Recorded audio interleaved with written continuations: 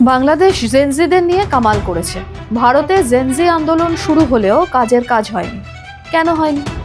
নেপাল, শ্রীলঙ্কা, বাংলাদেশ একদিকে হলে ভারত ব্যতিক্রম ঠিক কোথায়? জেনজিদের কাজে লাগিয়ে সরকার পরিবর্তনের ঘুঁটি যেমন সাজানো হয়েছে, তেমন জেনজিরা রাজনীতির কিছু বোঝে না তেমনটাও নয়। তাহলে ফারাকটা ঠিক কোথায়? প্রশ্ন উঠেছে, ছাত্রদের আন্দোলন নিয়ে এত বিতর্ক, তাকে স্রেফ তাদের দাবার বোড়ে হিসাবে ব্যবহার করা হয়েছে বলে? ফারাকটা কি গণতন্ত্র বনাম স্বৈরতন্ত্রের নয়?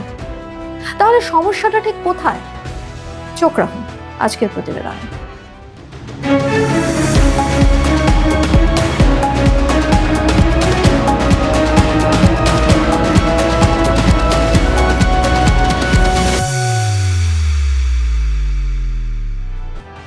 ভালো খারাপ প্রত্যেকের মধ্যেই আছে, সময়ে সময়ে তা প্রকাশ পায়। বাংলাদেশে জুলাই আন্দোলনের মুখ ছিল যে জেনজিরা, যে জেনজি সমাজ, তাদেরই আদর্শে উদ্বুদ্ধ আরেকাংশ যখন ভারতে আন্দোলনে নামে, তখন তার তেজ স্তিমিত হতে বেশি সময় লাগে না। তাহলে ফারাকটা ঠিক কোথায়? শোনা যাক রবীন্দ্রভারতী বিশ্ববিদ্যালয়ের অধ্যাপক ঝন্টু বড়াই কি বললেন।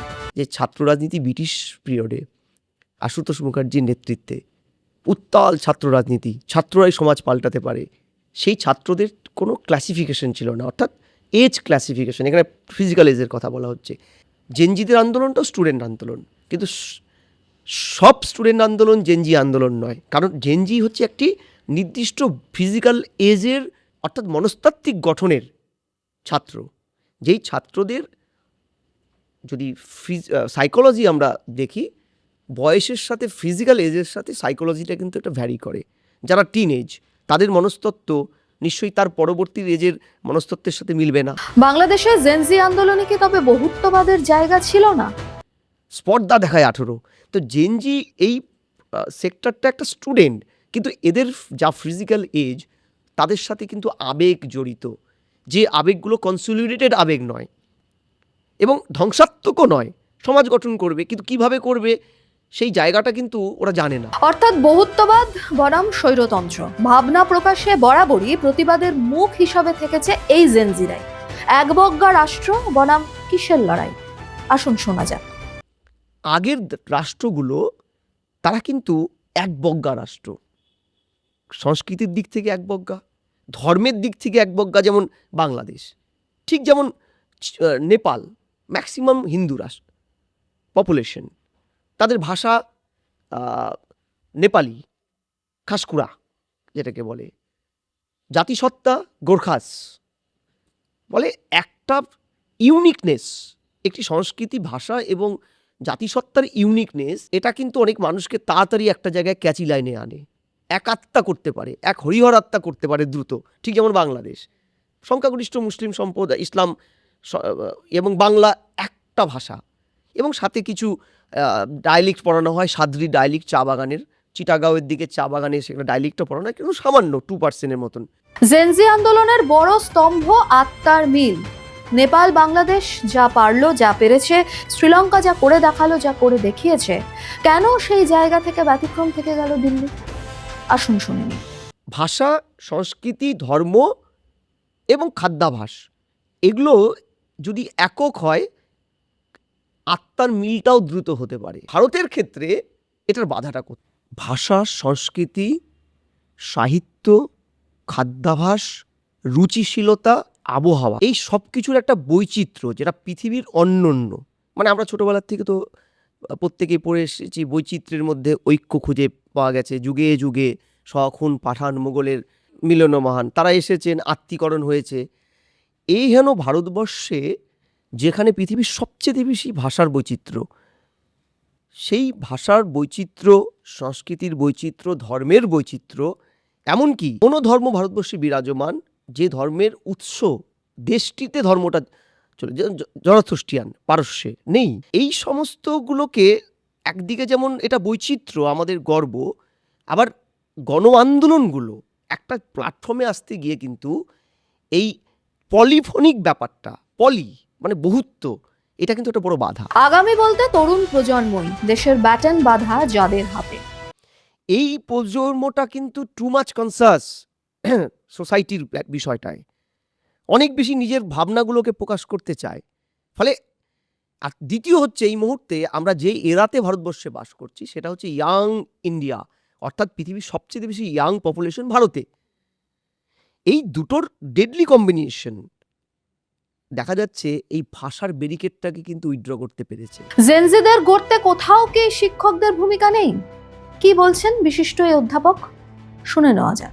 আমরা জানি 18-র ঊর্ধ্বে সুকান্তের 18-র স্পর্ধা, এই 18-র স্পর্ধারা হচ্ছে কাঁচা মাটির মতন ঢেলা। তার বাবা মার পরেই একজন শিক্ষক তার মনস্তাত্ত্বিক এই মাটির ঢেলাটাকে একটা শেপ দিতে পারে, সুনাগরিক হিসেবে গড়ে তুলতে। বিশ্বাস করো, বিশ্ববিদ্যালয় চত্বরে ছাত্র রাজনীতি হয়, বিশ্ববিদ্যালয়ের এই ছাত্র রাজনীতি উত্তাল হয়, কখনো কোনো ধ্বংসাত্মক হয়, আবার এই শিক্ষকরাই কিন্তু ছাত্রদের পাশে দাঁড়ায়। তাহলে বাংলাদেশে ফারাকটা কোথায়?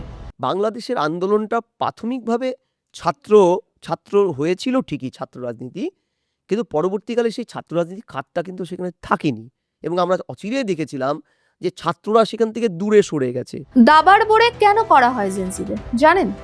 স্বৈরাচারী শাসন ব্যবস্থা বা শাসনযন্ত্রের ত্রুটিগুলো নিয়ে ছাত্ররা পোস্ট করে রাস্তায় নামবে, হয়তো তখন সেই শাসকরা একে উদাহরণ টেনে নিয়ে দাগিয়ে দেবে যে এটাও ডিপ স্টেট।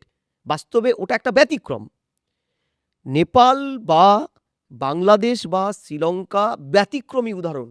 দক্ষিণ পূর্ব এশিয়ার দেশগুলোর শাসন ব্যবস্থাটা সম্পূর্ণ কলাপস করে গেছিল।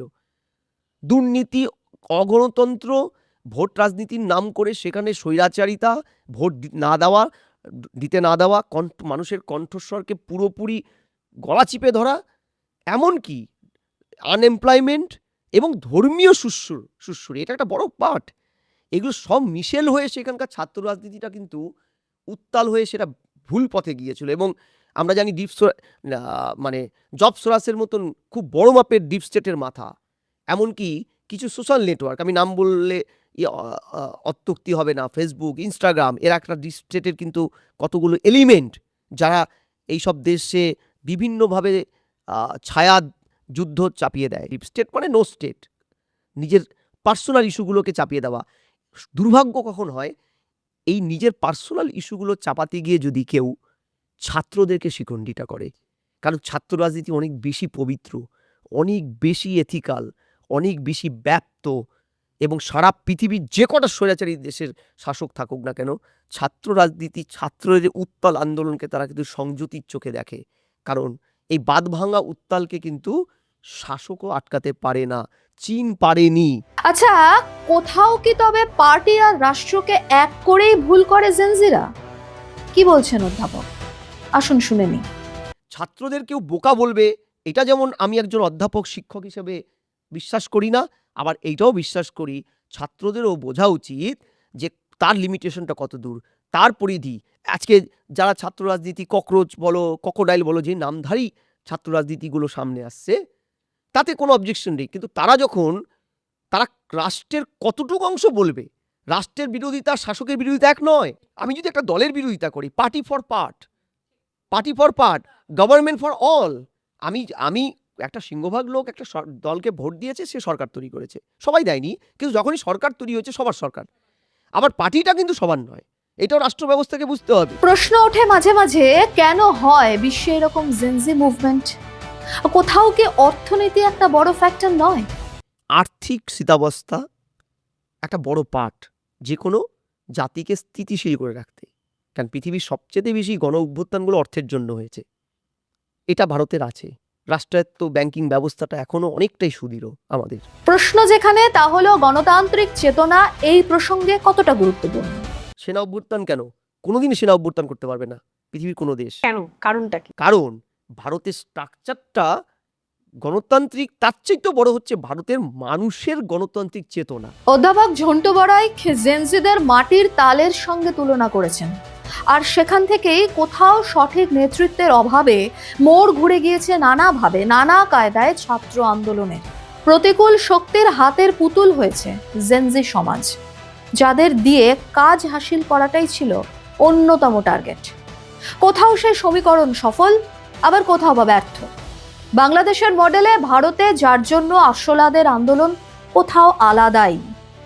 বাংলাদেশের জেনজি নেতারা হয়তো তা টেরও পেয়েছিলেন, ফারাক আসলে গণতন্ত্র, বহুত্ববাদ বনাম স্বৈরতন্ত্রের?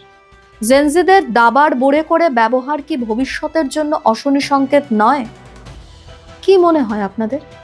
লিখে জানান কমেন্টে। ভিডিওটি লাইক শেয়ার করুন অবশ্যই, সেই সঙ্গে চ্যানেলটি সাবস্ক্রাইবেরও অনুরোধ রইল। দেখতে থাকুন জিওপালস টিভি।